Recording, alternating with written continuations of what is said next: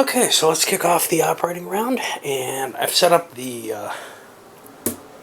mats for the different companies, and I'm probably going to need more table than this. New York Central here starts with 10 times its par, which was 71, so it has $710, and likewise the CP has $900. Now, like I said earlier, we go in order of value. So, and the first operating round is pretty simple. Usually, there's not a lot happening, and then there's another stock round.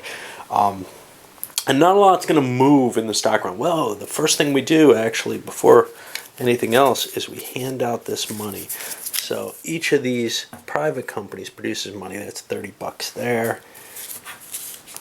5 bucks there, 10 bucks for him, 15 over here,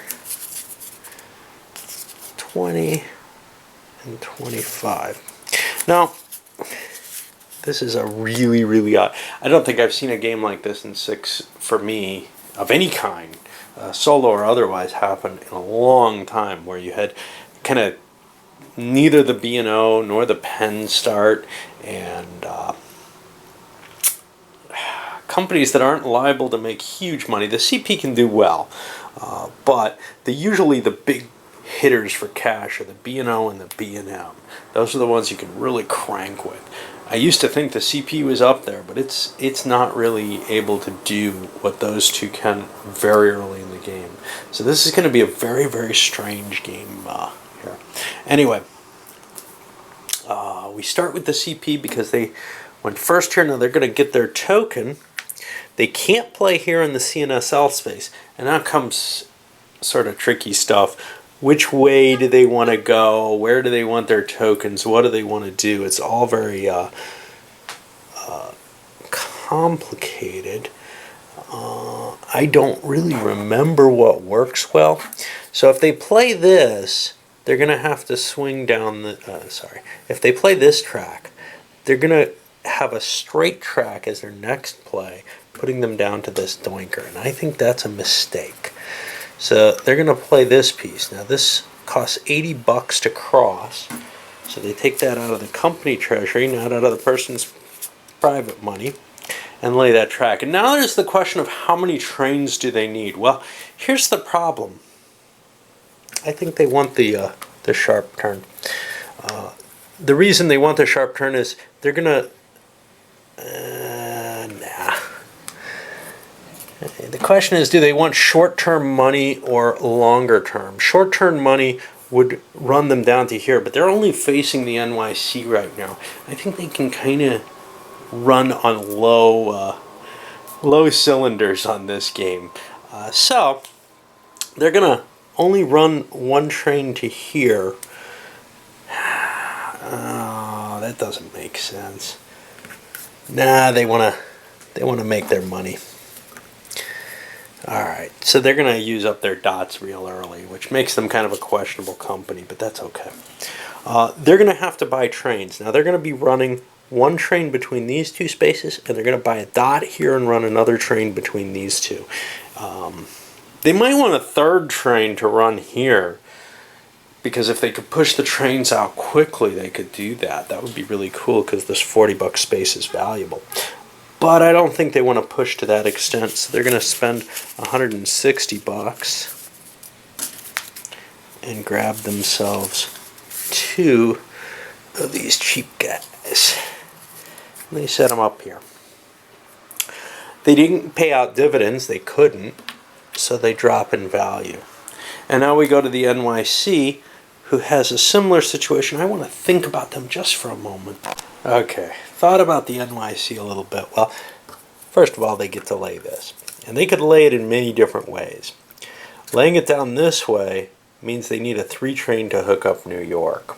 And they can't put a dot there. So I'm choosing to lay it this way. They get their dot. Now, it's going to take them a while to actually hook anything up. That's one of their problems. But one of the advantages to this, they can control this vitally important space here and possibly here eventually. They can get into the southern New York space, which is important. And maybe by setting this up correctly, they can run the New York to New York run, which can be incredibly valuable.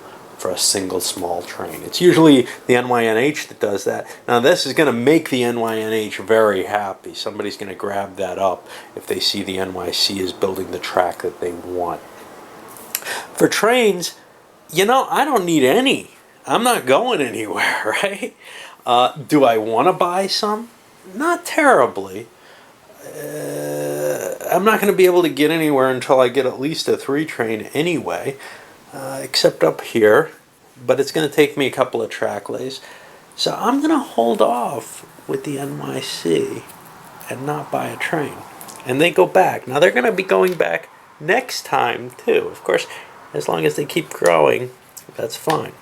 And that was our operating round. We go back to the stock round, and trust me, most operating rounds late in the game take a lot more time than that. But that gets us a really nice, quick little view, at least of a couple of tile placements. The game always starts out so fast. You're making great decisions. You're buying stock. You're doing that. Hits the mid game, starts taking a lot longer to figure out what you're doing. Everybody's got more decisions. More companies are out.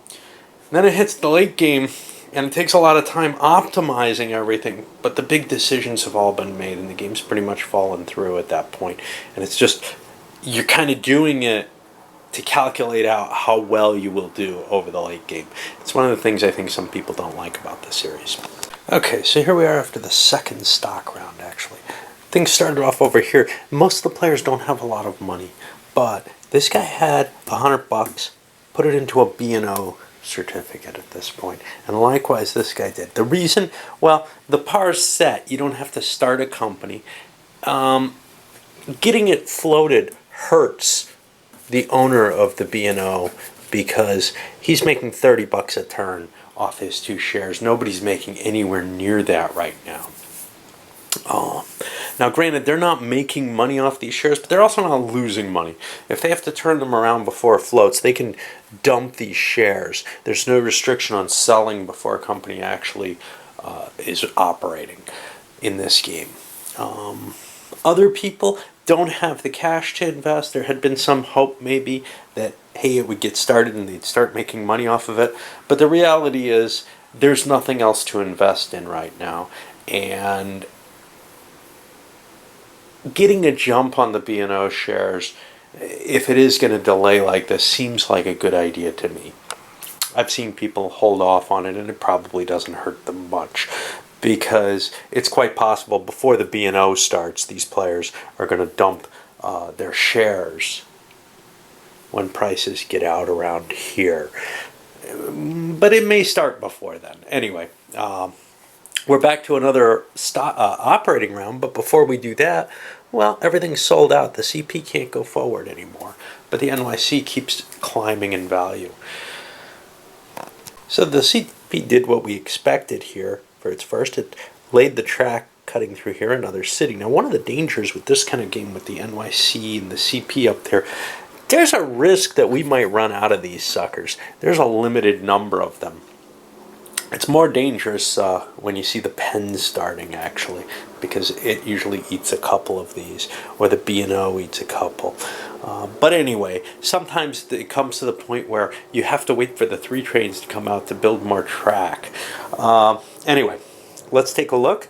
We built this, we paid $40 to put a token down, and now our 2 trains can run. We can run one between here and here for 10 and 20 is 30, and then between here and here for 40 and 20 is 60. 30 and 60 is 90. Okay, what do I do with the money? Well, I could just swallow it and take a hit, but that's a bad idea. 90 is not a lot of money. I want to pay that out. It'll get it primarily into the president's hands, raise the stock value, which could increase other people's purchasing of companies, but it also raises his income and value more. It's kind of an iffy thing. You might want to try to delay the game for a long time, especially when you see the poor NYC struggling down here in a ditch, but might as well make money while you can. That's generally a good rule in 18xx games. Some of them are a little different. This one is not at the extreme end. 1856 is the most extreme up there in terms of that I've seen at least, in terms of you've got to crank money early. This one you can play a little bit more conservatively, but I think the CP president wants cash in as quickly as possible. And for the NYC, he couldn't make money this time. He built his track up to Boston. This was a hard decision because trying to stay down to here to get total control of New York under his aegis is an appealing prospect for the NYC, but here's the problem. He's got somebody sitting here with 2 shares. The shares are all split around. He just wants to make cash. Maybe cause people to start divesting in it if he can get control. If he can't get control or keep control of the company, he'll live with that too.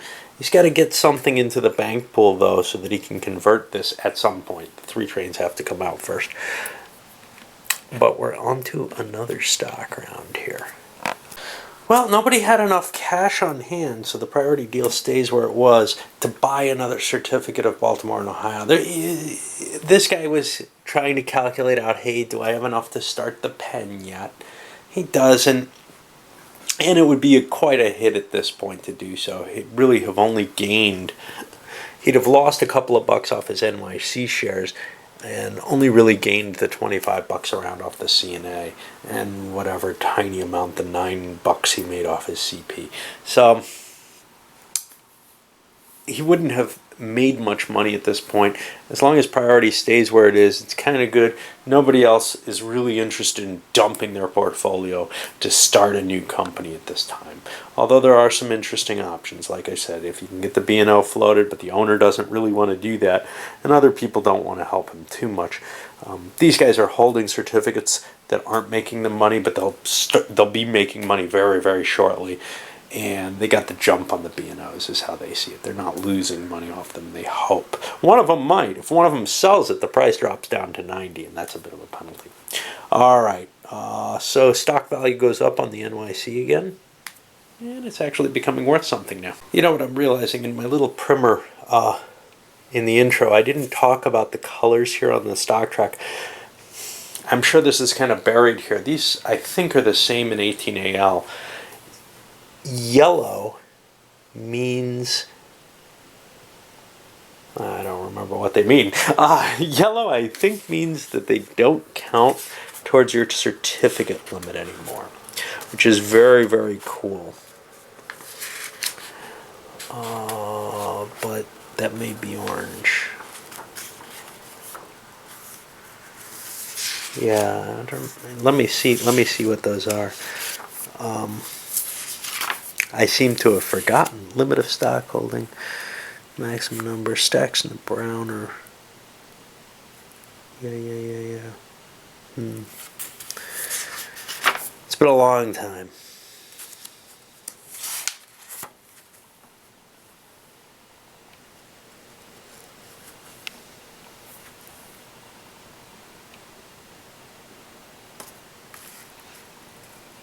Yeah, yellow doesn't count. Brown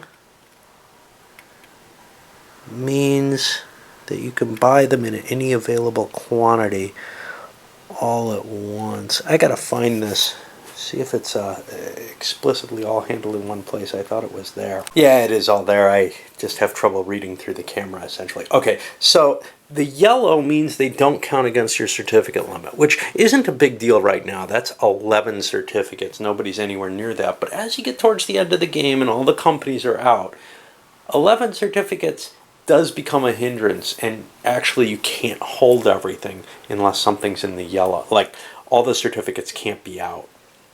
And remember, the privates count for this. Orange means you're not limited. So I actually missed this one too. You can only hold 60% of a company at one time, 5 certificates, unless it's in the orange. If it's in the orange, you can hold 100% of the company. And finally, in the brown, you're allowed to buy a whole stack of them out of the bank pool. In fact, I think you're allowed to actually buy them out of here in any quantity you like too. So that very seldomly will happen because you're taking a huge hit. These are most worth $30 a share, and the least that you could be paying out of there is $67. So you're taking a huge hit to buy them if they're in the brown. One of the strategies that often occurs, especially in my games after a dump or something, is that stocks end up down in this area where they don't count against your certificates, or maybe you can hold more than 60%.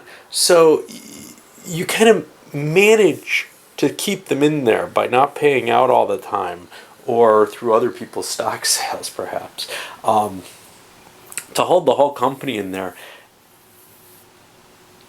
and then dominate it a little better than, say, if it was all in the bank pool, which is another opportunity in order to generate revenues for the company. In the bank pool, if the company starts looking like it's doing well, people buy it up. But if you can keep yourself down in the orange and lower, you can hold a large percentage of the company, swallow every other operating round, get the same effect essentially as you're getting out of, say, having 50% of the company in your hand and 50% in the bank pool, with a little bit more control. The disadvantage to it is your stock value doesn't grow, and stock value is an important part of your corporate, your overall value. I'm going to run one more operating round and then load this one up. So we're seeing the problem with doing this CP track lay, which generates the best initial revenue, but it's this. I have to build here now. And it means if I build this track going straight to here, I can't run a train between those two. What I want to do is run another train up here, but I can't do that until the greens come out. This produces significantly more money than that. This doesn't really hurt, but I think I'm going to keep my options open and head this way, which can send me down to these, which are valuable, or up here where I could drop a dot and run more trains perhaps. Both are kind of unpleasant opportunities, and options, and I often end up in this position and regret it, which is why I always want to do the wide curve, but the early money is so bad for that. It's a hard decision. Anyway, once again, we figure out the cash, and it's going to be the same. 60 plus 30 is 90, and I'm going to pay it out. One more hard choice for the CP is whether or not they need another train. Right now they're running 2 trains. They're not going to hook something up next turn unless the 3 trains come out and they can do the CNSL. There's a good chance that another company is going to start in this next stock round and actually float. But there's a really low chance, like almost none, that the CP will go after that company. So the 3 trains won't have sold already, so the option won't be available on the CP's run. So I'm making the decision not to do that. It's possible, though, if somebody sells CP stock, that it could go down and I could lose an opportunity and be making less money than I potentially could. On to the NYC. So for the NYC, they hooked up paying $120, and they're running kind of low on money, into Boston. They can't lay a dot here because this is the Boston and Maine starting space, and it has to be left its open space there. That could, no, actually in this game I think it's always blocked, even at higher color zones. The run was only 20 plus 30 is 50, so $5 a share, paid that out, boosted the incomes, and now we're going to be hitting another stock round. Very soon, it's likely that we're going to be getting 2 operating rounds per, but not this next time because the 3 train hasn't sold yet. No reason to buy a train again for the NYC. They're not interested in getting lots and lots of 2 trains. In fact, the big many 2 train strategy, which often happens in an 1830 game, doesn't make sense with these companies. And now that we've gotten past the first few rounds, these trains aren't terribly likely to last too long. So if one company bought a lot, let's say the B&O came in and it can do a lot of them and bought a bunch, well, or the B&M, they're not going to be able to crank and roll the way they would have been if they had been one of the first starting companies. So that's kind of tricky. One thing to note this company here, the Erie, should never start in this early period. It's kind of scary anyway, but it starts here in one of these spaces, which can only be played with a green tile. There's no tile to match it up there, so that's just kind of one of those, you just never do that. I've seen people make some big mistakes with the Erie because there are only a couple of tiles that can go in these spaces, and there's 4 of those spaces, so you could end up starting the Erie and just have nowhere to lay track. All right, up this one goes, and we'll start with the next stock round with the NYC owner holding the priority.